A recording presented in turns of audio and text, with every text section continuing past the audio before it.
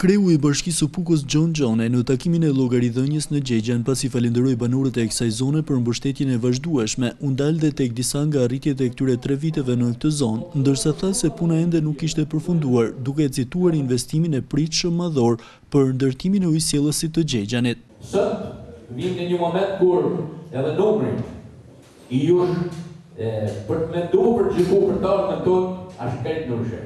Gjithë ato të cilat na u duken shumë skeptike, të paralizueshme, të pabashme, sepse premtimi dhe fjala Allah ishte vonë disa herë do lan këto dhe këtë ndërtesë. As edhe një herë nuk e prekët këtë realitet me dorë. Nuk ka ndodhur një herë se unë po ty çka ju, ku është një kryetari bashkie, ose ku është një deputet si ka qenë këto, ku ndodhet? Tesh 3 vjet, 4 vjet, unë s'ka pasur dhe njëri. Patë një telegram kushëllimi për një familje që ka pas fatkesi. Por ato jo vetëm pesh. Por ato nuk duhet ta di se ku ndodheni ju, në çfarë starti ndodheni ju, dhe bile me fasohet kur ato kalojnë këtë rrugë makine.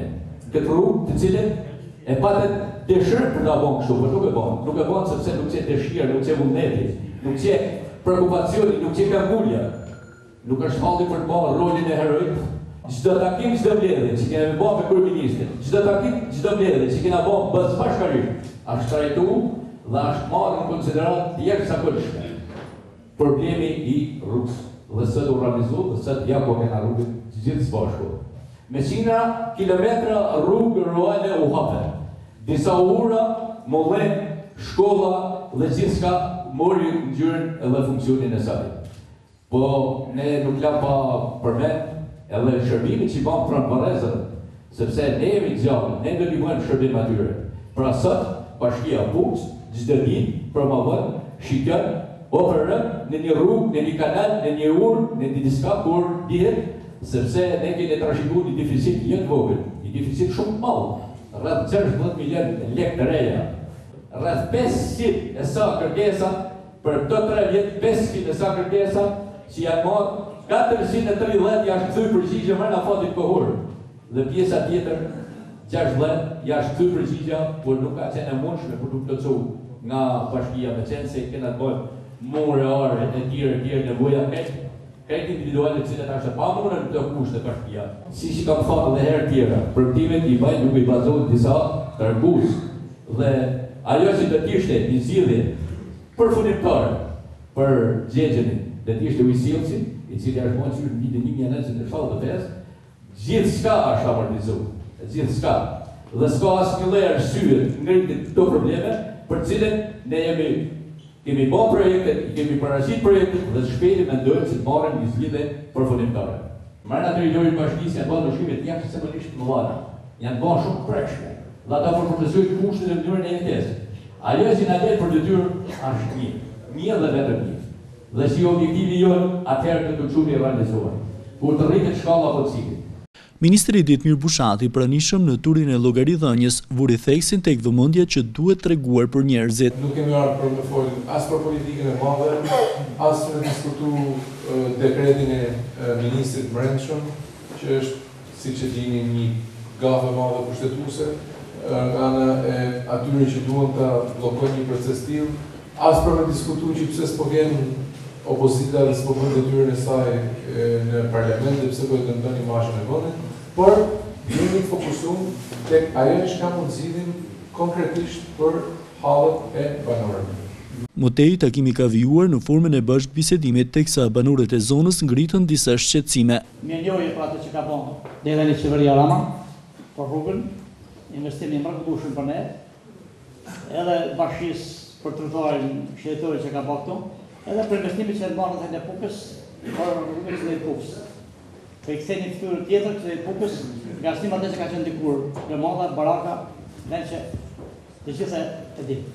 Po kemi diçka që nëse zotëri ministër është mundësia e juaj dhe vështirësisë na pajisni me aparatura më shumë Pukën, edhe të rritet gama e analizave të Pukës. Që më të kemë nevojë një smur që shkojë marrë në Shkodër, ose të ikë diçka një vend tjetër. Po që është e mundshme. Nëse Puka nuk futet në sistemin pilot për të ndihmuar disa sektorë prioritare, siç janë shëndetësia, bujqësia, mjekësia, arsimi, ne përsëri do metemi larg atyre konditave të cilat ne nuk mund ta përfitojmë. Niveli i pikavrazhit ose i krediteve tona është shumë më i ulët nga ajo që ka përcaktuar shteti shqiptar. Prandaj këto janë ato për zonat tona, siç janë zonat tona dhe zonat tjera, se nuk kena vetëm ne puga malore. Kjo do të jetë sistemin asaj që qeveria bëjnë një diçka më të veçantë. Siç ka kënd dikur. Kemi pas tjetër lot mesatarë me shku nga Puga në Tiranë, edhe tjetër lot mesatarë nga Tirana në Tiranë. Kam puno ke firma Karaj. Jam gjerë në rrugë madhe i pasit dhe të drejte, kam marrë një për këtë halë më. Edhe nuk kam asë në drejte me shumë një parashit e gjithë. Këja dhe i dhejtë i politikë në të rrugë. Këja dhe nuk ka në drejtë në, jena në firmë gjithë kënë se asër. Letë një ka bërgjë atje, me një dhanë smjetë, shëtë da bajonë, ku të shkëjtë. Problemi i pagave, si mos hamë kohë, është një problem një marrëveshje private. Unë do të bëj të gjithë presionin dhe ta ushtroj si pushtet në dorë për ta detyruar ata, për t'i bë pengesë gjithçka lidhur me problemin e lëvizimit të pagave të prapameta. Kur ka qenë vitër do të ministër, pa të thënë që do të hapim, do të merrsim rrugën nga Ura e deri në Kimës, është 9 kilometra rrugë për asfaltim. Nuk është në duar fare për së punë. Ujë që ka vadisur token, është komplet kesë, është komplet acid. Të gjithë njerëzit do kanë thënë ka lëmë herë të filloj në punën sepse kështu ishte ideja. Ajo një proces si duhet të zhvillu.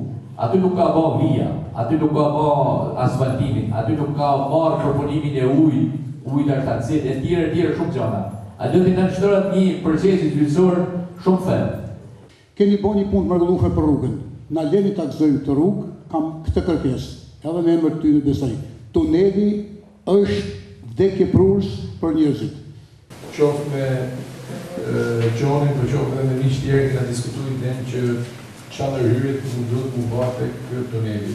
Marr përsipër që të flas me drejtorin e Fondit Shqiptar të Zhvillimit për me pa mundësinë se si mund të rregullohet kjo çështje në mënyrë që të evitojmë çdo lloj situata apo çdo lloj incidenti të pakëndshëm. Turi i llogaridhënies nga kreu i bashkisë zoti Gjone pritet të vijojë gjatë ditëve në vijim në njësitë administrative Lufqerret, Qelës e Rape.